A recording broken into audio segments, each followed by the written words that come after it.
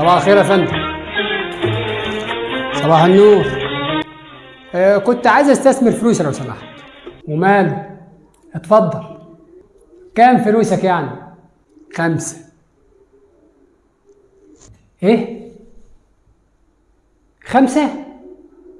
طب اتفضل اتفضل. ليمون يا شحتة. هي الفايدة كام لو سمحت؟ 25%. احنا بندي 22%، لكن عشان حضرتك 25%. شكرا لزوجك يا فندم. هو حضرتك جايب الفلوس معاك ولا لسه هتجيبهم؟ لا يا فندم، الفلوس معايا. قول لي يا حاج، الفلوس فين؟ هنا. هنا ازاي يعني؟ حضرتك بتهزر؟ هنا ازاي يشيل 5 مليون؟ ازاي يعني؟ مش فاهم. 5 مليون؟ 5 مليون ايه بس يا فندم؟ امال كام يا حاج؟ 5000 جنيه.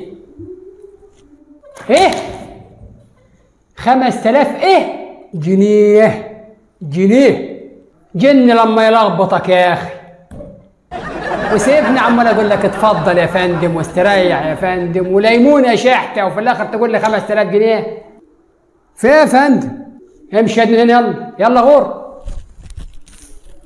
امشي اطلع بره. الله يحرق دمك يا اخي زي ما حرقت دمي.